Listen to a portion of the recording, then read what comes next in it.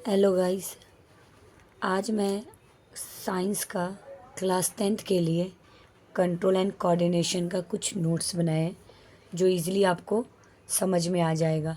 ठीक है आप, और जहाँ पर अगर आपको समझ में नहीं आता है वहाँ आप मुझे बता दीजिएगा।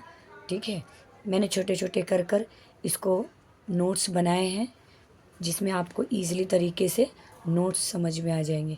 ये कंट्रोल एंड कोऑर्डिनेशन बायोलॉजी का क्लास 10th के लिए नोट्स है। ठीक है, आप देख लेना, जहाँ पे नहीं होगा वहाँ आप अंडरलाइन कर सकते हैं। कंट्रोल एंड कोऑर्डिनेशन का ये आपका है। ठीक है, टाइप्स ऑफ रिस्पॉन्स है, यहाँ पे सारा मैंने दिया है। वॉलेंट्री एक्शन, जैसे जो भी यहाँ पे दिया हुआ है, जंप करना, वॉकिंग। ठीक है, और यहाँ पे सारे मैंने दे दिए।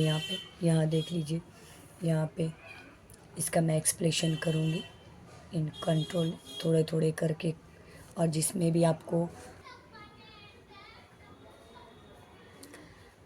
और जहाँ पे आपको समझ में अगर नहीं आए वहाँ आप मुझे कमेंट्स करके बता सकते हैं। ठीक है, मैंने बहुत सिंपल तरीके से नोट्स बनाए। अगर आपने सिर्फ नोट्स को ही पढ़ लिया ना तो बहुत सारी चीज़ें आपको समझ में आ जाएंगी। ये सारे जितने भी रिसेप्टर, सारे मैंने रिसेप्टर को यहाँ पे लिख दिए हैं। यहाँ पे मैंने एक एक चीज़ को बिल्कुल बारीकी से लिखा है। यहाँ पे आप लोग, यहाँ ये सारे कंट्रोल एंड कोऑर्डिनेशंस के वेरी एनिमल न्यूरॉन सिस्टम है। एनिमल्स न्यूरॉन सिस्टम के बारे में ये पूरा डिटेल्स में सारे न्यूरॉन सिस्टम के बारे में मैंने दिया। यहाँ पे बिल्कुल एक एक चीज़ है, आप बिल्कुल बारीकी से एक बार रीड कर लीजिएगा, बहुत अच्छे से आपको समझ में आ जाएगा।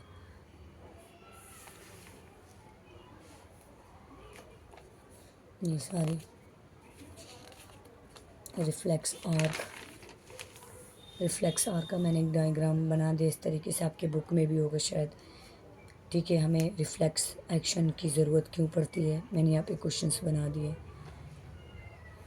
फिर मैंने यहाँ पे ह्यूमन ब्रेन के बारे में लिखा, कितने टाइप्स के जो ब्रेन होते, 4 है। मिड ब्रेन यहाँ पे आपको दिया हुआ, 4 ब्रेन, मिड ब्रेन। फिर फंक्शनल, मैंने इसके कुछ फंक्शनल लिख दिए हैं, 4 ब्रेन के फंक्शनल लिखा हुआ है। यहाँ पे मिड ब्रेन का भी फंक्शनल यहाँ पे लिखा मैंने। सारे मिड ब्रेन के फंक्शन है। एक एक नंबर में ये ज़रूर क्वेश्चन पूछे जाते हैं, 3 नंबर में भी क्वेश्चन आते हैं इसके। ब्रेन के कितने टाइप्स के फंक्शनल होते हैं, इन ब्रेन के फंक्शन क्या है, ये सारे। बाई चांस आपको कहीं पर भी कंफ्यूजन होगा, आप हाईलाइट करके उसको पूछ सकते हैं, मैं इजीली फिर आपको कमेंट्स करके बता सकती हूँ। मैंने कोशिश की है कि जितना भी इजी तरीका हो वो मैंने लिखने की कोशिश की है। ठीक है, बाकी और मैं भी नोट्स डाल दूँगी।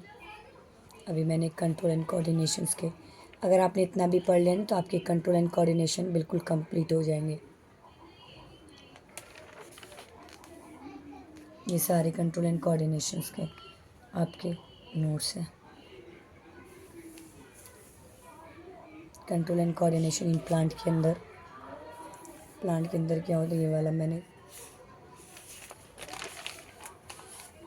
ये है।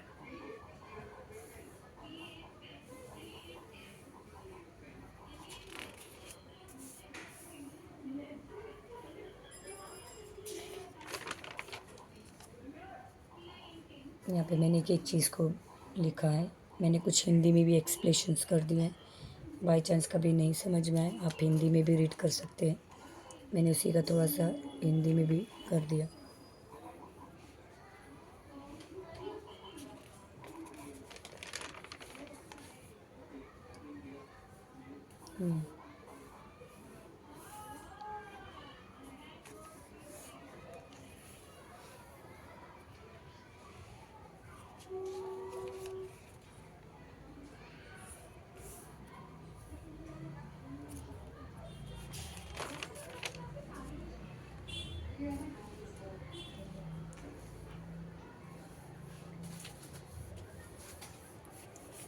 एनिमल हार्मोन्स के बारे में ग्रोथ हार्मोन्स। बाई चांस आपको कहीं पर भी दिक्कत आए या आपको समझ में वो चीज़ नहीं आए, आप मुझे कमेंट्स करके प्लीज़ बता दीजिएगा, ठीक है। आप उसको हाईलाइट कर दीजिएगा। बाकी मैंने अपनी तरफ से पूरी कोशिश की है कि जितना इजी हो बना सकूं। ये पूरे कंट्रोल एंड कोऑर्डिनेशन के बुक से ही मैंने, बुक में जो जो भी चीज़ टॉपिक थी, नोट्स थी, उसके मैंने ये एंड है, ठीक है। मैंने आपको जितने भी थे कंट्रोल एंड कोऑर्डिनेशन के सब बता दिए। बाई चांस आपको कहीं पर भी मिस्टेक नज़र आए या आपको समझ में नहीं आए, आप मुझे उसको अंडरलाइन करके क्वेश्चंस को दोबारा पूछ सकते हैं, ठीक है। Thank you.